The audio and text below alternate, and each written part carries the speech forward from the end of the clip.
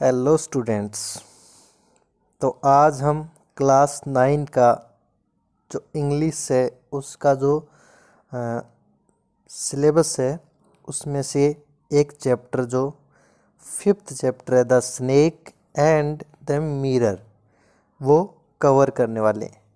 तो ये एक बहुत ही शानदार स्टोरी है the snake and the mirror, यानी सांप जो सर्प है और जो मिरर है दर्पण है, इसकी एक स्टोरी। इसके अंदर आप एक डॉक्टर है उसके बारे में देखेंगे कि किस तरीके से जो सांप है वो उस डॉक्टर को परेशान करता है और उस डॉक्टर की जो क्या गतिविधि रहती है। तो यहाँ पे जो पहला अपना जो पैराग्राफ है उससे स्टार्ट करते हैं। Has a snake ever coiled itself round any part of your body, यानी क्या किसी सांप ने कभी भी आपके शरीर के किसी भाग के चारों ओर अपने आप को लपेटा है क्या? A full blooded cobra, full blooded यानी एक पूरा ऊर्जा युक्त जो कोबरा सांप है उसने अपने आप को लपेटा है क्या? All of us fail silent, हम में से सभी क्या हो गए? चुप पड़ गए, चुप रह गए, मतलब किसी ने कोई आवाज़ नहीं की। The question came from the homeopath, ये जो पर्सन है वो होम्योपैथ से आया था। होम्योपैथ जो एक अलग क्षेत्र होता है, होम्योपैथ का डॉक्टर भी होता है। तो उसी तरीके से the topic came up when we were discussing snake, ये जो टॉपिक है वो ये जो बिंदु तब आया जब हम क्या कर रहे थे? सांपों के बारे में चर्चा कर रहे थे, डिस्कस कर रहे थे, परिचर्चा कर रहे थे। We listen attentively as the doctor continued with his tale, हमने क्या रखा? हमने उनको ध्यान से सुनना जारी रखा जब वो डॉक्टर, क्योंकि जो डॉक्टर था वो अपनी कहानी वो सुना रहा था। It was a hot summer night, ये जो उष्ण ग्रीष्म की रात थी और अबाउट 10 o'clock, लगभग 10 बजे की बात थी। I had my meal at the restaurant, मैंने रेस्टोरेंट में अपना भोजन लिया और मैं and return to my room, और मैं वापस अपने कमरे पर लौट गया। और I heard a noise from above as I open the door, तो मैंने एक आवाज़ सुनी, मैंने अपने ऊपर से एक आवाज़ सुनी जो ही मैंने अपना जो दरवाज़ा है उसको खोला। Open the door, the sound was a familiar one, तो ये जो ध्वनि थी वो एक प्रकार से क्या थी? जो आवाज़ आई थी वो एक प्रकार से मेरे लिए चित परिचित थी, यानी वो एक फेमिलियर साउंड थी। One could say that the rates and I share the room, यानी कोई भी ये कह सकता है कि मैं और जो चूहे थे वो कमरे में क्या करते थे? इकट्ठा रहते थे, यानी शेयर करते थे room. I took out my box of maths and lighted the kerosene lamp on the table, मैंने अपनी जो माचिस है वो बाहर निकाली और मेज पे जो केरोसिन का लैंप रखा होता उसको जलाया। The house was not electrified, यानी जो घर था उसमें बिजली नहीं थी। It was a small rented room, ये एक किराए का छोटा मकान था। और I had just set up medical practice and my earnings were meagre, यानी मैंने अभी अभी क्या है ये जो प्रैक्टिस है मेडिकल की, चिकित्सा जो अभ्यास है की शुरू की थी, और जो मेरी जो कमाई है वो भी मीएगर थी, यानी न्यून थी, कम थी। I had about 60 rupees in my suitcase, यानी मेरे पास जो सूटकेस था उसमें लगभग 60 रुपये थे। और इसके साथ क्या था? अलोंग विथ, इसके साथ सम शर्ट्स एंड धोतीज, कुछ शर्ट थी और कुछ धोती थी। I also possessed one solitary black coat which I was then wearing, यानी मेरे पास एक काला कोट भी था जिसे मैं तब पहने हुए था, यानी देन वियरिंग, उस समय मैं पहने हुए था उसको। I took off my black coat, मैंने जो अपना काला कोट था वो निकाल दिया। वाइट, आई टुक ऑफ यानी मैंने पहना, क्या पहना है? काला कोट और उसके साथ white shirt and not so white vest and hung them up, तो जो काला कोट है, श्वेत जो कमीज है और जो मेली बनियान वो टुक ऑफ की, यानी उतारी, और उनको क्या कर दिया? उनको मैंने हंग देम अप, यानी उनको मैंने वहाँ पे उसके ऊपर लटका दिया।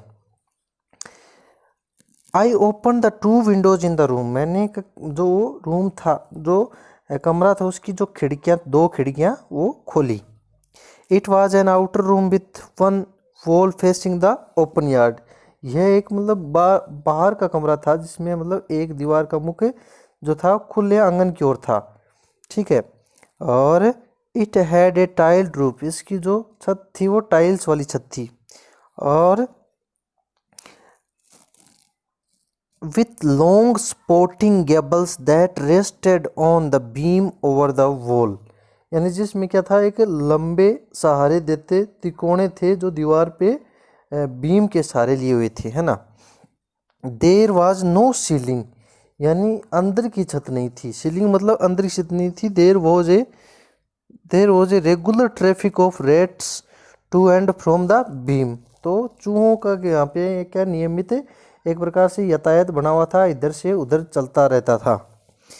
आई made my bed and pulled it close to the wall, मैंने अपना बिस्तर लगाया और इसे दीवार के नज़दीक में खींचा, पुल यानी खींचना।